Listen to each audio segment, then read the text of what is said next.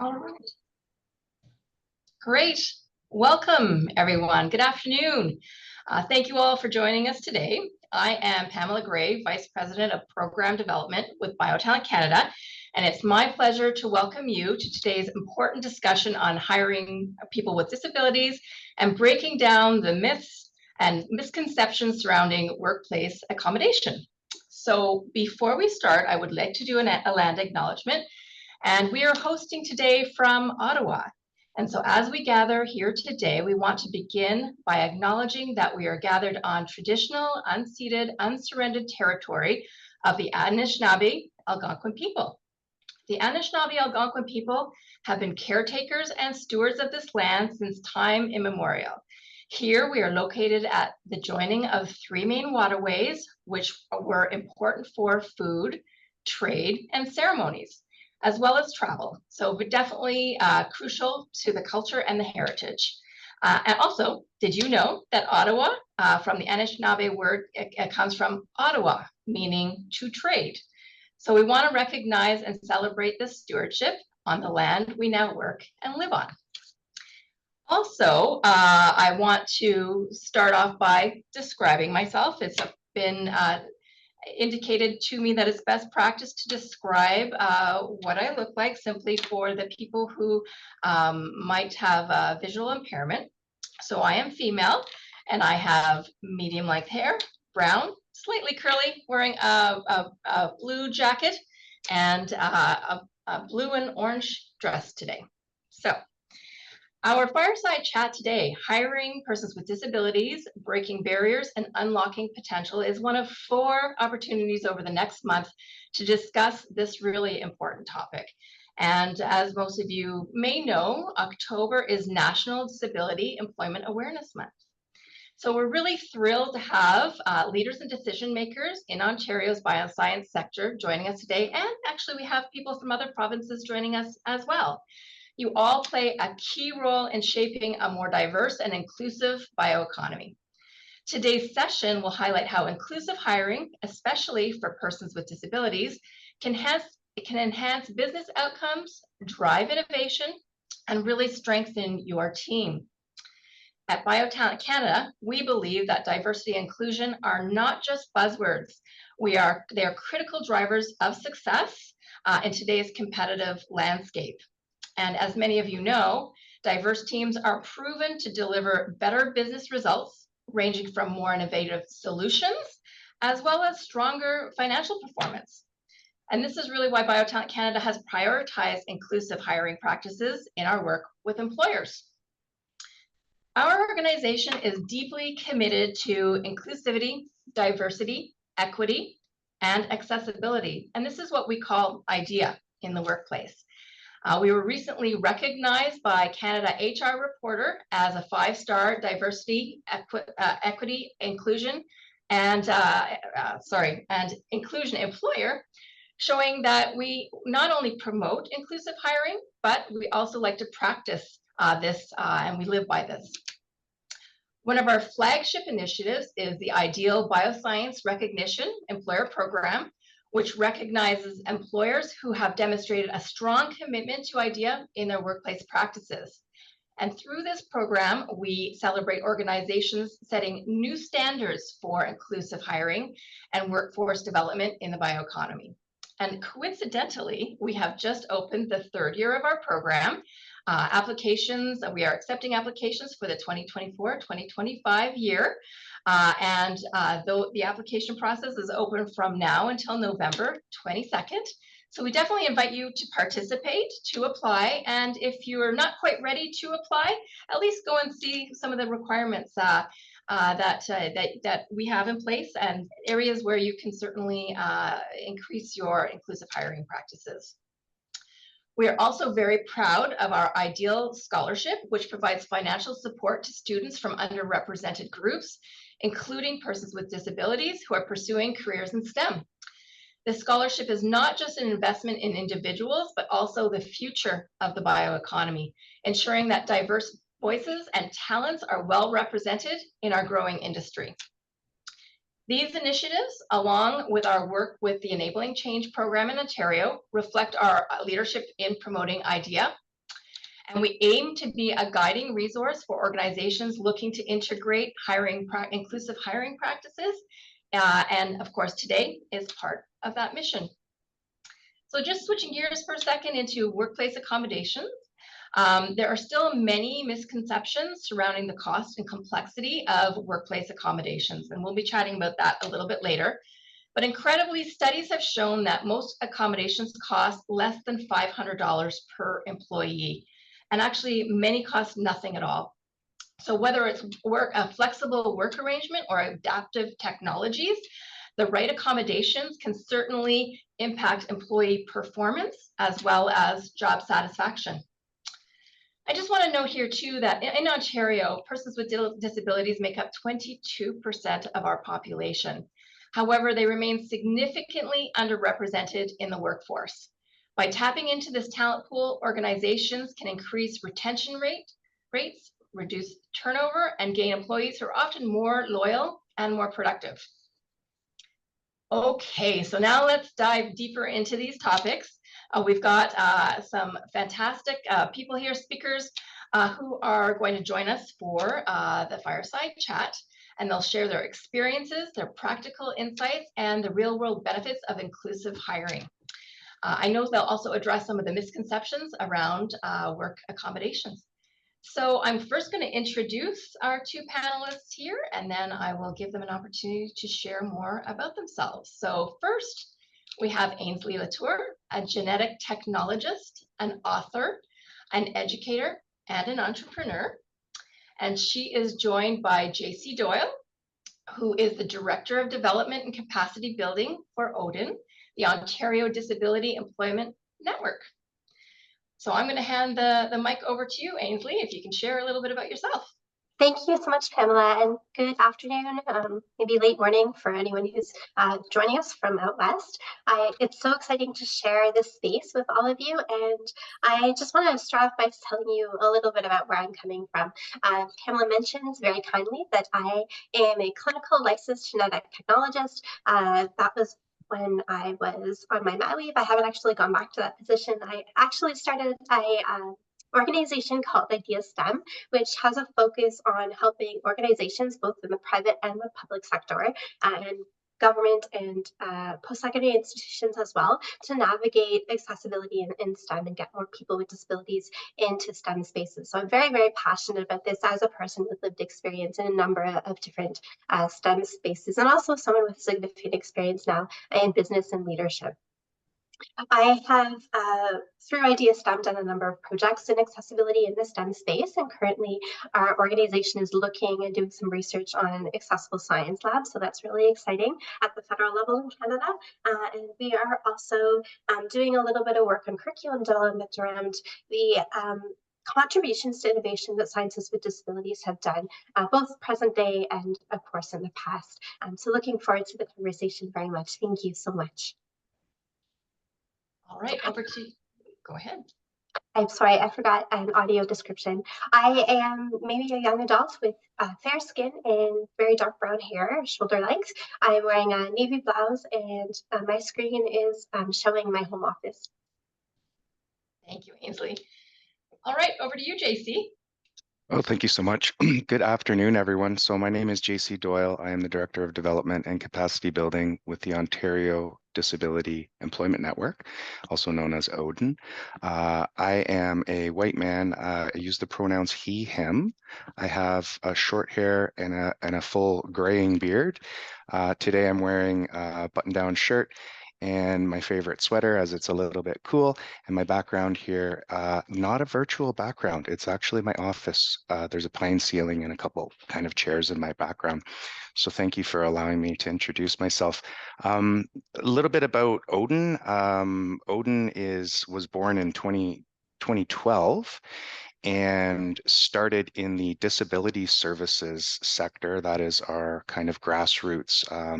So it would have included employment services for people. Our members would have been made up of employment services for people who have disabilities. there has been quite a transformation occurring in employment services in Ontario. So really, you know, most employment services are expected to have capacity to serve the entire population. So we've been very busy growing and building our team to help build that capacity on the service side, as well as working with businesses and helping to build their capacity. So my background is I spent 25 years in the hospitality business, Bachelor of Commerce degree, Red Seal chef.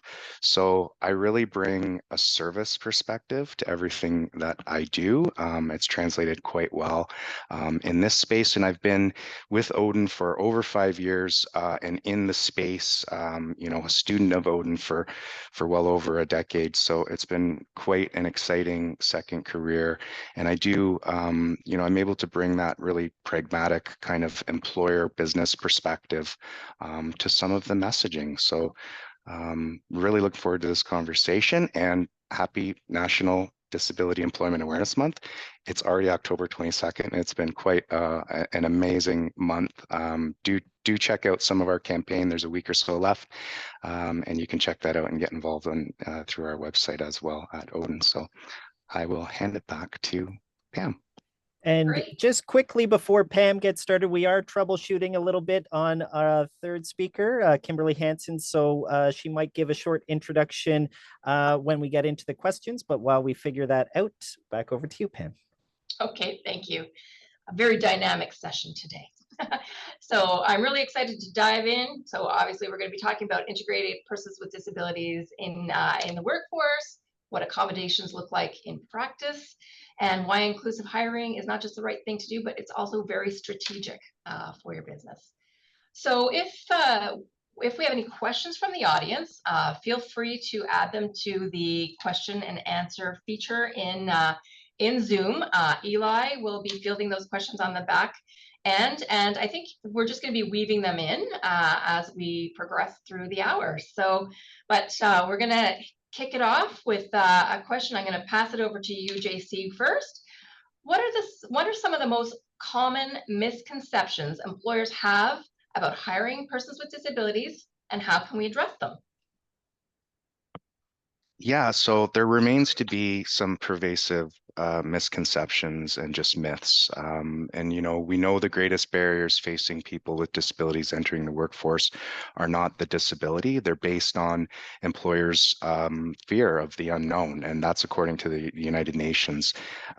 So we must first start to have those conversations, these types of conversations, and address those fears. And, you know, some of those fears are there's going to be a high cost to accommodations that you mentioned, and that's continuously debunked.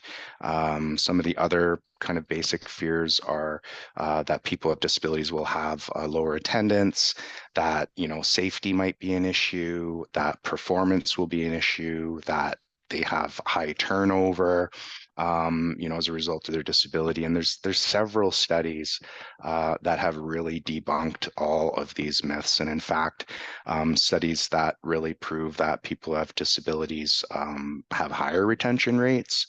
And what's really fascinating to me from a business perspective is that when you demonstrate more inclusivity of employees who have disabilities, your entire workforce shows up to work more often. Your safety records improve. And so we actually have a lot of data and evidence that flies in the face of these myths and misconceptions. So that's really a starting point, and that's really the biggest barrier. How about you, Ainsley? Thank you, JC. That was a really lovely overview, I think, of some of the issues and challenges. I think if you look at it within the STEM sector very specifically, there's a few more things that are more relevant just to the biotechnology space. Some of those are standard operational protocols. So if you you own a company that is manufacturing something for use in patient care, or that needs to be done without any mistakes, and there's a very standard operational protocol a procedure that's used to manufacture that good, for example, there's a fear of not being able to modify a standard operational protocol to make space for an accessibility support for someone who does have a disability. And in fact, you're actually making the process safer for everyone when you do make changes to those standard operational protocols, because without it, the person with the disability and the employees around them may be likely to continue in an inaccessible way, which could be actually more of a safety risk than just modifying that protocol. And so when we look at risk management, some of those things that happen inside laboratories and at the bench spaces, we need to look very carefully at our assumptions we're making about safety and what we can actually do there to accommodate people with disabilities.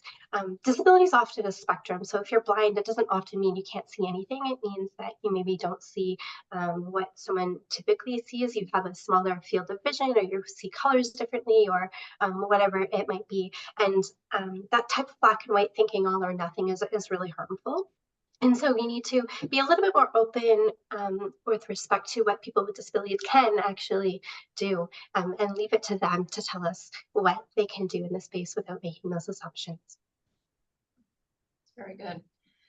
So we've talked a little bit about the misconceptions as being a barrier, but what are some of the other main barriers that prevent organizations from hiring more persons with disabilities?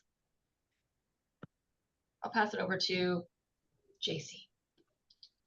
Yeah, so I mean, it really just starts with that people don't know what they don't know. And so it's the lack of knowledge. It's, quite possibly the lack of exposure to people of various abilities, various disabilities and identities. And just the not knowing. So, we have many, many kind of jumping off points for businesses to build what we call disability awareness and confidence. It often starts with training, but there's other, kind of things that you can do. You can offer mentorship programs, and there's disability inclusive mentoring programs, which are really kind of amazing.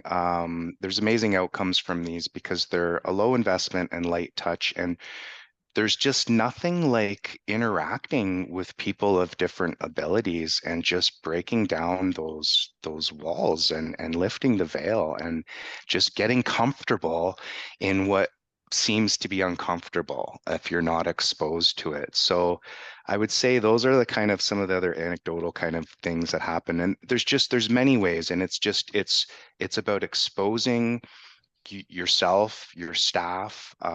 It really should be driven top down. So it's important that the CEO and executives are driving this forward, and that they educate themselves and really get their hands dirty, so to speak, in getting into, just building that comfort level. Through really just exposure. And there's so many reasons and fears for businesses. One of them is that this legal fears, right? And fears of hiring and firing. There's fears of saying the wrong thing. There's fears, again, the cost of accommodation is just kind of a gatekeeping strategy, and that's really been debunked. But people go to thinking about infrastructure changes and ramps that cost hundreds of thousands of dollars. And we understand in your space, most of the employers in Canada are made up of small to medium-sized enterprises. So profitability is extremely important so that they can continue to operate. So we need to just kind of really start dealing with these fears and finding ways to push through them, to get over them. And so that's quite often the start. And it's really just that lack of awareness and education. I'm going to pass the same question over to Ainsley, but first I just want to mention that you bring up a really good point about the exposure, and we were talking a little bit about that here at BioTalent Canada, and someone had brought up the idea of a human library where you could fill out sort of a little card about, maybe a disability that you may have or something about yourself. And then someone could kind of take you out and discuss, you could have a conversation with that person to learn more about their disability or whatever challenge they may have. So anyways, I just wanted to throw that out there because it is an interesting concept. Ainsley, I'm going to throw it over to you. Sure. Pamela, you mentioned at the very beginning in your very lovely introduction that diversity in the workplace can lead to financial success, increased profits, and innovation in particular. But I think one of the challenges is when we look at that, we don't often relate people with disabilities to diversity of thought. And the unconscious thinking that happens, most people are probably not conscious that they have this idea, but if they're not consciously thinking about people with disabilities and connection to diversity of thought, then they're likely not connecting people with disabilities as contributing to innovation. And that's obviously a big challenge for the biotechnology sector and all the big issues that we have around the world, such as climate change and other things that we're trying to solve using biotechnology strategies and science. And so we actually need to unpack that a little bit. If you look back through history, there's actually so many examples of scientists and people who have worked for those scientists that actually have disabilities. Now, back, in the early 1800s, sort of Charles Darwin era, when he was exploring nature on the Galapagos Islands, we weren't really labeling neurodivergence or autism as a disability or as a difference in thinking, but there's lots and lots of evidence that many of the scientists that came with significant technological breakthroughs in their sectors were actually neurodivergent or were living with autism spectrum disorders or ADHD or learning disabilities, different things like that. And there's also a considerable amount of evidence that we know that scientists with sensory disabilities also contributed quite significantly to many fields. And I'll just end with this story. I do know of one scientist who's still living. She's doing a lot of incredible work in astronomy. Now, we're not talking about astronomy, but this scientist is blind. And so looking visually at graphs of star data was not really going to be the best way for her to do her job. And so her supervisor worked with her and they developed a way to turn these graphs into audio data sets instead of visual data sets. And when they did some experiments, they actually found that sighted astronomers are able to learn more using the data, visual data turned into sounds, non-speech sounds. And so that innovation actually led to a whole different way of studying the stars for everybody, whether they had a disability or not. And so we really need to rethink our internal tendencies around what we know about people with disabilities and try and make those unconscious fears a little bit more conscious so that we can be really, really brave and embrace some change, because all of us are going to benefit from the profits that innovation can bring to us when we include everybody. That is a really good story. I'm going to just pause for 1 second and see if we have any questions from our audience right now. Eli? No questions. Nothing and yet? No hands up. So Okay. Well, I invite anyone from the audience to ask a question, but I'm going to move on with our set of questions here. So Ainsley, over to you. So how can companies better educate their employees and management about the value of a diverse workforce, including persons with disabilities? I think partly is looking deeply into science, and obviously companies aren't doing too much teaching around the science itself, but it actually starts, I think, in K-12 and in post-secondary. And if you are a company that's putting money at youth science education, you need to make sure that those educators are telling stories about who the scientists were, not just what they discovered and how they did their science, but who were they? Did they have a disability? Were they Black? Were they speaking different languages? Were they working from a shack in the middle of the forest? Whatever. It's really important to tell stories when we learn science about who's doing the science and really reframe who can do science and how we do science, because the how we do science is often based on colonial ways of thinking. And for those of you who don't know, many, if not all, Indigenous cultures actually don't have a word for disability. It's a colonial construct. And so decolonializing science does incredible things for many, if not all, equity groups. And so I think that is one piece to really focus on the decolonialization of science and your policies and your practices. And certainly that's a good place to start. Thank you. I'm just going to pause and welcome our newest panelist here, Kimberly Hansen, CEO of Health Partners. Thanks so much for joining us. I know that you had some technical difficulties, and I'm just going to give you a moment to share, introduce yourself and share more about what you do. Thanks so much. It's really a pleasure to be here, and it's been such a fantastic discussion up to now. So really want to underscore and echo all of Ainsley and JC's comments today. Health Partners is a coalition of 17 national health charities or patient organizations, and our role is to fundraise for them predominantly in workplaces. It has been our privilege over 35 years to have raised more than $230 million for those charitable organizations that they use in order to provide education, supports for people living with either chronic or acute medical conditions, and or to fund health research. In fact, they funded just in 2023 $113 million of health research in Canada. And so I'm pleased to be part of this discussion today because I'm trying to bring to the discussion two perspectives. One is that of the work that Health Partners members do in support of employers who may have persons with specific health conditions in the workplace to help educate them on how they can better support folks with those conditions. Also, given some work that Health Partners is doing to better understand the perspectives of people with lived and living experience of a wide range of conditions across the country. And I'll be happy to speak about that as we go on. Great. Thank you very much. Okay, I'm going to continue with that question because I think, JC, you probably have some inputs as well in terms of like what companies can do to better educate their employees and management about the value of hiring persons with disabilities. So I'm going to throw that question over to you now.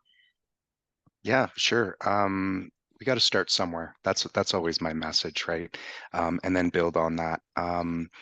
So, I mean, these are 6 steps that I'm going to share that are critical in fostering an inclusive environment. And today we're talking about disability inclusion. Develop a clear policy, right, with your staff. Establish and communicate a formal disability inclusion policy. This should outline the commitment to hiring and supporting individuals with disabilities and shine a light on that policy throughout your organization. Embrace it. Provide training. So I know I'm going to mention that several times. That is a role that Odin plays in the community. But it's about educating employees as well at all levels and getting buy-in and engaging with the employees you have who have disabilities, right? So we know people have gotten really good at hiding their disabilities, which in the workplace, which is a whole problem in and of itself. And that's actually a business problem to be solved. So when you start these conversations and you start moving towards that culture of disclosure and getting comfortable with the conversations, that's backed up by training, give people the confidence to use that proper language, and the knowledge of the reasons that you're doing this as an organization. And that really helps to build it. You want to be ensuring accessibility throughout every process, right? And accessibility there's no finish line. It's something we're moving towards continuously. And the best advice you can get as an employer is from your employees who have disabilities. They're going to tell you what they need.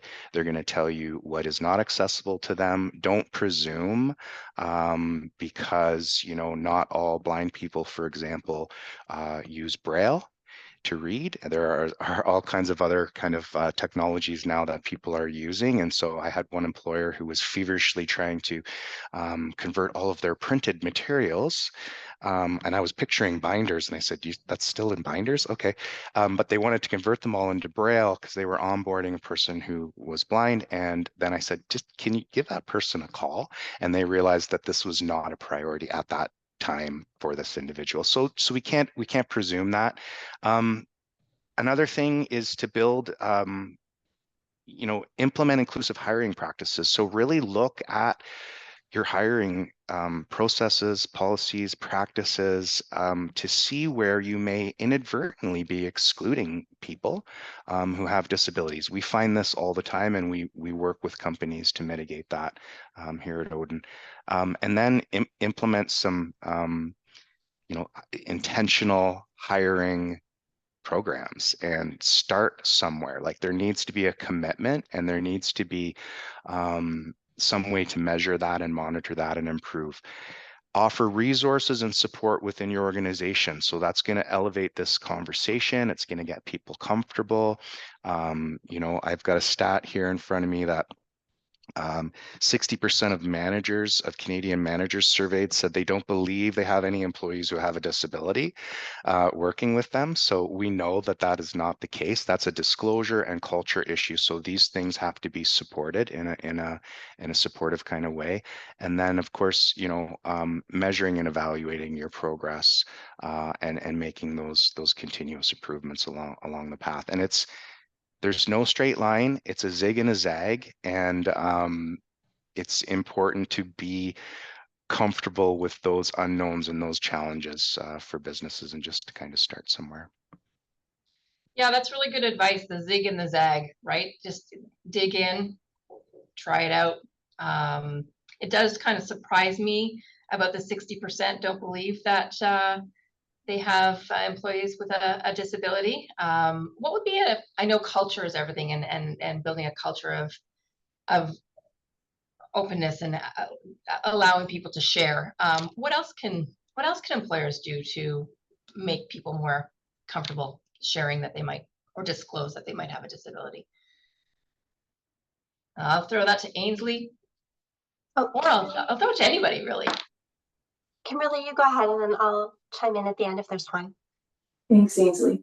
I think something I would suggest is that employers maybe allow themselves to feel a bit of vulnerability, and to step aside from the notion that as an employer, or as a hiring manager, as an HR leader, I need to know all the answers. I have to have all of the knowledge about what a given condition may mean in terms of the workplace, or what someone's capabilities are. I think when we can start by saying, I don't know everything, and let's discover together what is possible, we can just open ourselves up to so much that is valuable. And just to echo JC's comments about, we can never know what it means to make accommodations for any one person until we talk to that person. I have a good friend who's a leader in Health Partners Health Advisory Network, which I'll say more about in a second. And he is living with sight loss. And he reminded me, or told me actually, that it's really challenging for him. He uses an app to read emails to him out loud. When we put our e-signatures in the reply to every email, then he has to listen to our e-signatures over and over and over again as he's listening to the playback. And I found that as a person with sight, I hadn't thought about that, but it makes so much sense. And so just little tips and tricks that we can be open to if we're willing to listen and willing to be a little bit vulnerable. I think the last thing I'll say is that it is, and I think Ainsley and JC have said this well, it is critical that we live the principle of nothing about us without us. There are many people with disabilities in every workplace, and in order to make it safe for them and to continue to be inclusive and thereby strong and diverse and powerful as organizations, we need to be incorporating the perspectives of those with lived experience in every business process. And one of the ways that Health Partners is going to help businesses in the life sciences ecosystem do that is by creating a health advisory network of people with lived and living experience whom we can ask, what do they need? What have been their experiences? What advice would they share with employers or with others? And we'll be standing that up in 2025 and looking forward to sharing their wisdom and their experiences with our ecosystem to help us all keep being even more inclusive. That's going to be extremely beneficial for all of us. Okay, I'm just going to pause for 1 second. Eli, any questions on your side? Not yet, but I feel them brewing. I feel them brewing. Okay, all right. I'll keep asking the questions. So, what are some of the simple yet effective accessibility supports that employers often overlook? And I'm just going to throw that to whoever wants to answer the question. Ainsley, you have unmuted. Sure, I will take a quick go at that, but I'm sure there's some really rich ideas in the virtual space. The first one I would say is flex time and flexibility with respect to working from home if they're not required sort of to be in the lab at a bench site or working with other equipment that's maybe not at their house as part of their job. And with that universal design, so very quickly, maybe we'll get into this later, but the AODA was not created for biotechnology workplaces. It actually wasn't created with science workplaces in mind at all. And it was actually a lot of the legislation in the AODA is protects organizations and businesses, but actually doesn't do a lot for supporting people with disabilities. And in the end, it can be a lot of time to go through an accommodation process for both the employee and the employer. And so the more you can offer supports to any employee, whether they have a disability or not, I think you're going to save yourself time, you're going to increase your profits, and you're going to support a positive culture because people with disabilities won't have to feel singled out and going through a very long accommodations process where you have to verify, their need for an accommodation and all of those things. So offering, flexible time and flexible work hours and flexible working from home options, I think can be really, really helpful to a lot of people with disabilities. Great. JC? I would just add that, yeah, sometimes the approach is backwards from our perspective here at Odin, where employers want to build kind of a database or a menu of potential accessibility supports or accommodations. And, we talk about, they could eventually do that over time. And there are, resources that you can search in databases that are helpful in that regard. But again, it's just going back to start hiring employees who have disabilities. They're going to be the best to advise you on what they need to fully contribute and participate in the workplace. And I'll just share a quick story of a company that we're working with that has a lot of property and 100-year-old buildings, and they have a dedicated multi-million-dollar plan, as they're required to do, to upgrade their buildings. But they were holding back. They had a candidate who used a wheelchair, and I said, okay, look, do you have anywhere, like obviously you're serving customers, there's accessible spaces. Okay, can you look at creating an office space for that person? Yes. Can you look at accommodations like they're working from home? And then the point I made was that who best to advise you on your multi-year accessibility plan as far as physical accessibility than someone who uses an accessibility device, right?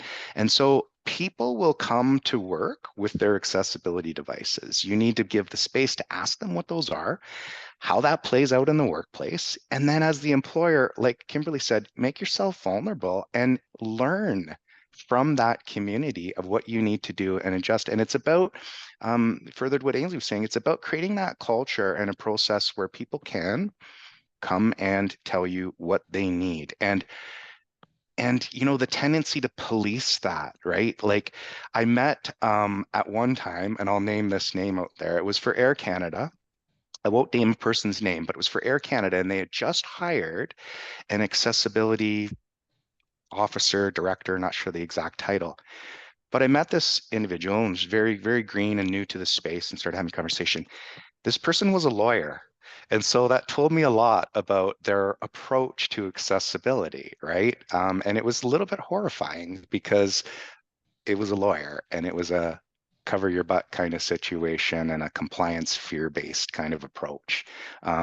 So we've really got to not make people prove their needs. We've really, as employers, we want to provide adjustments and investments across the board so people can do their job better. And we want to believe them when they tell us, hey, I need this software, and then I can do this quicker. And as Ainsley pointed out, that quite often leads to efficiencies across the board. One other quick thing that I'll share, I like to share this story. So many of us can remember the days where we had to open a lot of doors, did not open automatically, okay? And Thankfully, this is accessibility that's being built in. So now when you walk up to the Walmart or any other store, the doors open completely wide for you to walk through. Well, what retailers realized very quickly is it increased their sales because you can buy more bags and carry more things through that door and that space, like everyone can, right? There's a reason that Disney has built in accessibility in their parks, because one person who needs that accessibility is joined by 14 other family members who are all paying the full price to participate in all that. So there really are economic reasons. And it's like, what I'm most interested in is that intersection of ethics and economics, right? And it makes disability inclusive employment a really critical issue for us to be tackling. I I like that. love that point, and if I can just sort of jump in and like chime in on that.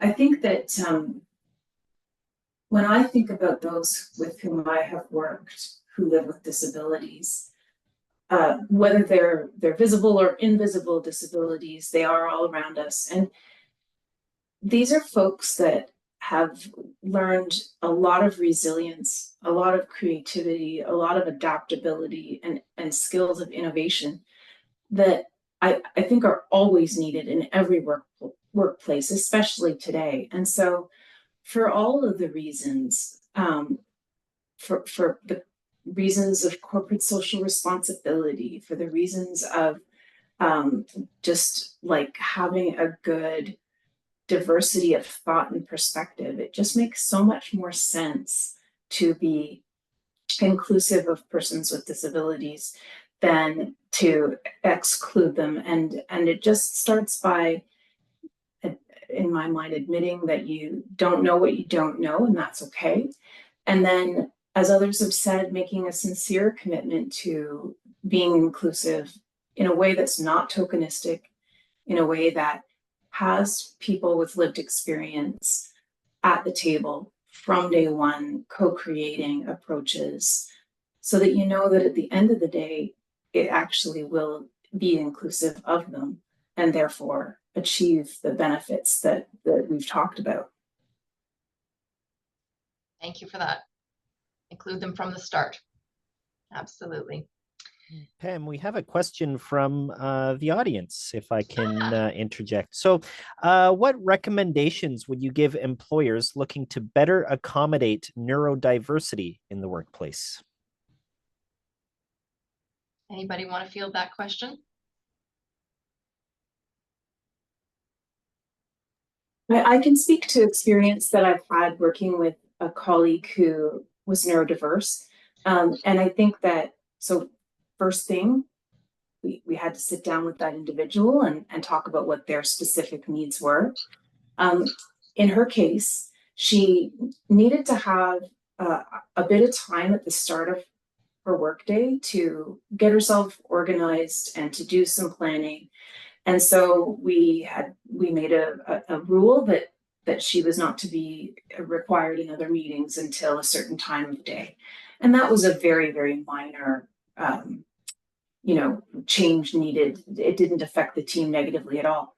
The other thing that she needed was on days when she was going to be working in the office, she had to have access to a quiet room or a smaller room that she could use if she needed to do focus work. It was difficult for her to be in a cubicle environment and need to focus. And so that also was a relatively minor accommodation to put in place. And yet, when we did make those accommodations, we were able to, she felt valued, she felt able to be more productive. She was a very strong contributor to the team. And so it was not that difficult to accommodate that neurodiversity. I think that her neurodiversity brought us different perspectives that made us stronger. And it was just a matter of working with the individual to find accommodations that could be made within our environment. Thank you.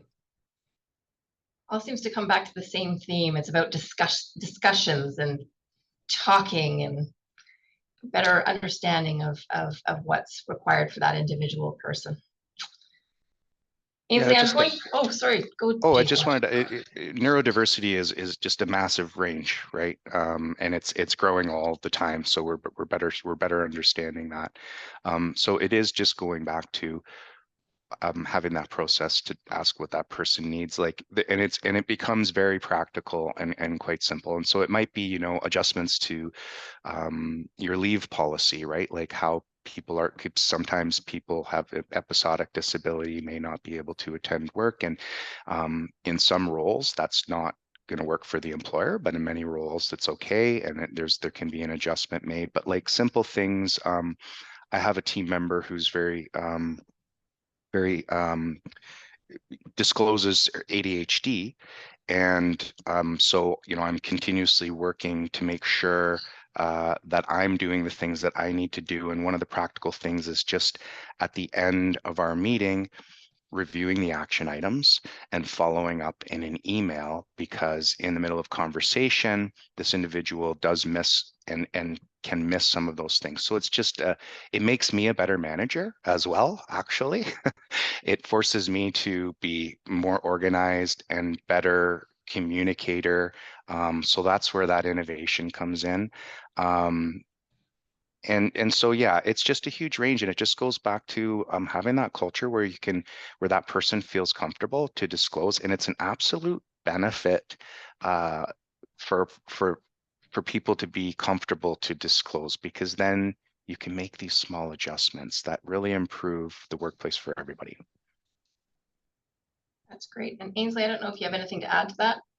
Just a very quick comment. I love everything that has been said so far, always coming back to the person and the situation. It's not just about the person, right? It's about that job task. It's about the company. It's about who was around them. It's about a whole bunch of other things and their learning preferences that may have anything to do with their disability, but also it's about STEM. And in STEM, there's not a long history of people making accessibility supports and being inclusive and welcoming to people who practice science or technology who do have disabilities. And so if you're looking for precedents, there isn't any.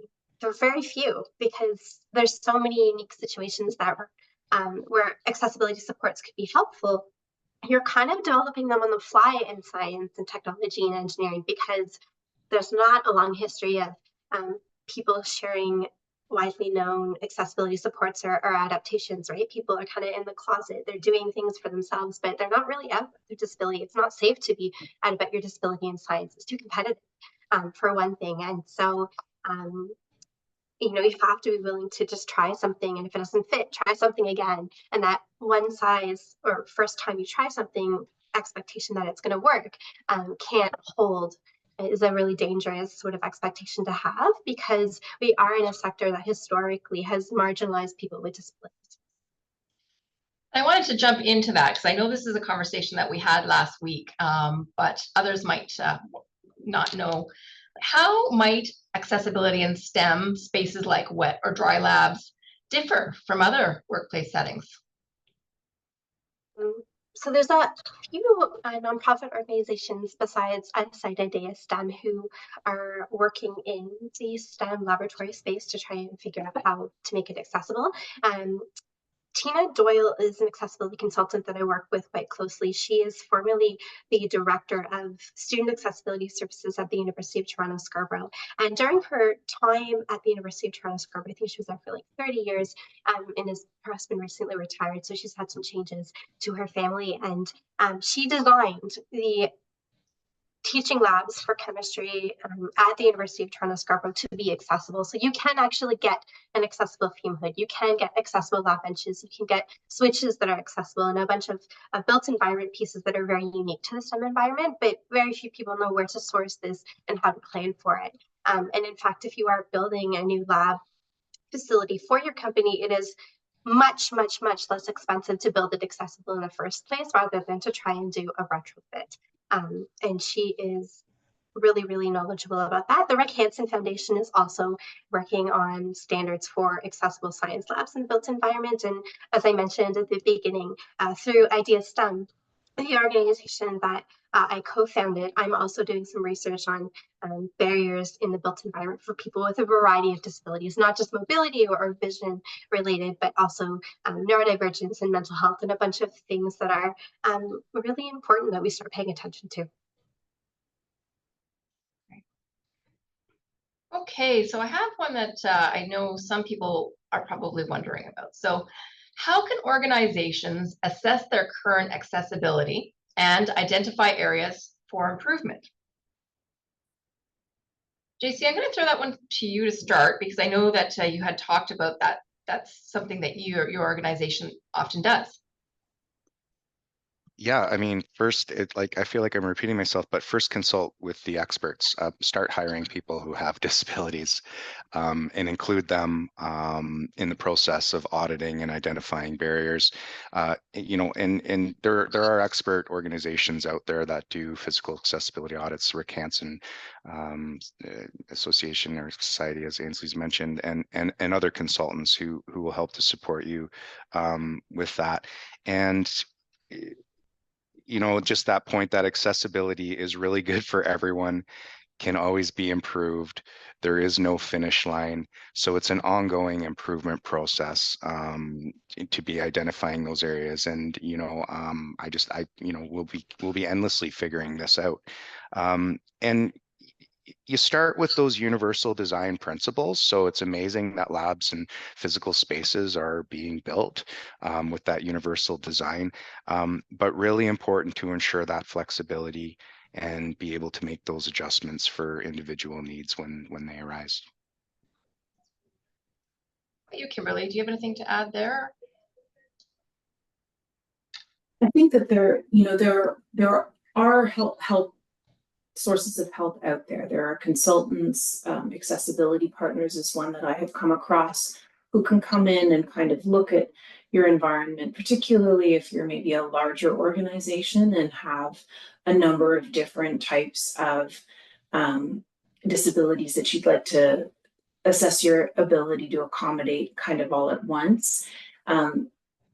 So reach out for help where you need it.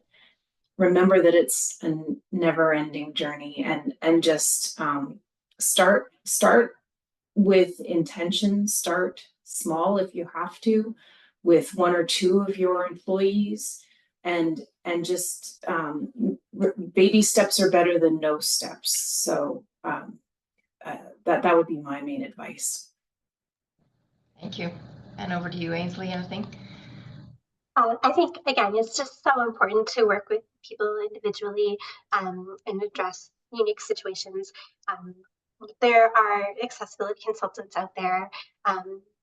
Not a lot of them have a lot of expertise in science-facing environments. That's a much smaller pool of accessibility consultants, and even smaller is accessibility consultants who are scientists with lived experience of disability, who also held a significant amount of knowledge that can really, really useful. That is fairly unique because it is a developing area. And I would say that a lot of EDI consultants know the legislation really well, but the legislation is like the floor of what you can do to try and make an accessible workplace. There's so many more things that need to be done that are not legislated and can't, in some respects, be legislated that you need to do. So also, consult widely and consult people with lived experience who are both understanding of the culture of science and the unique accessibility needs of people who are in science-facing positions, but also understand the business side of it as well.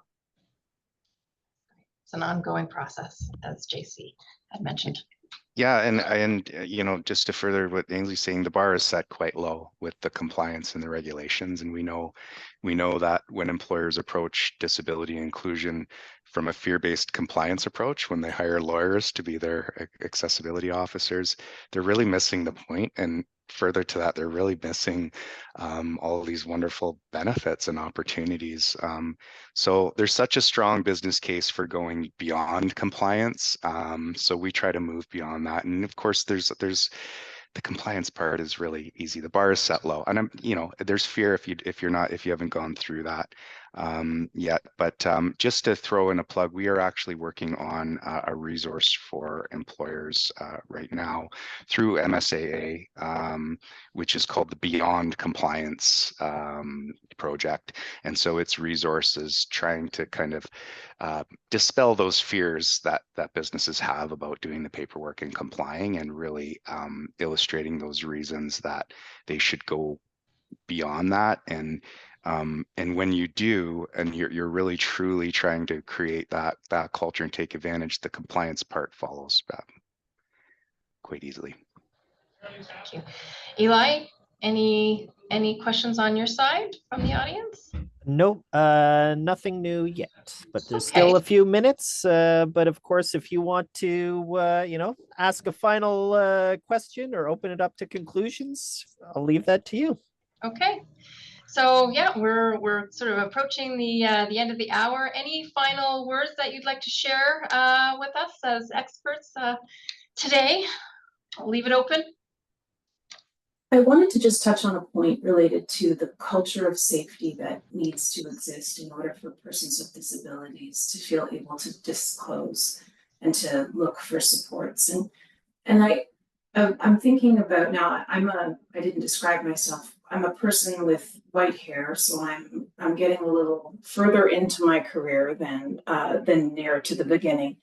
But I remember being really impressed and moved when, probably about 10 years ago, a colleague of mine had the courage to disclose that to our colleagues that he was living with a mental health challenge. And that was remarkable even then, because it was not done regularly. And so I think we have to really reflect on how far we've come in a very short time in terms of making it acceptable to talk about living with a neurodiversity or a given health condition, and really remember to stop and support the culture that we're all trying to build as employers or as employees by celebrating the courage that people have demonstrated in disclosing whatever they're living with, and in being willing to participate in a conversation about how we can create more accessible and inclusive workplaces. It's really those first steps of some of those very, very brave people that were early disclosers or early pioneers in championing accessible workplaces that have enabled us to even be having this conversation today. So let's keep celebrating the courage of those who are willing to share their journeys and let us be part of them. It's a very good point. Okay, as we approach 1:58, I think I'm going to wrap it up. So I really want to thank you all for this rich conversation today. Ainsley, JC, Kimberly, thank you so much for really sharing that the path to building a more inclusive workforce is not only possible, but it's actually essential, especially for innovation in the bioeconomy. By breaking down the barriers and embracing the talents of persons with disabilities, we're not only doing what's right, but we're strengthening our organizations and creating lasting positive change. So thank you so much, all of you, all of our participants in our audience for being here today, and for your continued commitment to diversity, inclusion, and accessibility. Let's keep this conversation going, definitely for the rest of October, and hope that you can join us for our other 3 events. And again, invite you to go to our website, biotalent.ca, and if you want to do the Ideal Employer Bioscience Recognition Program, that's /Ideal Employer. Thank you so much. Have a good afternoon. Thank you.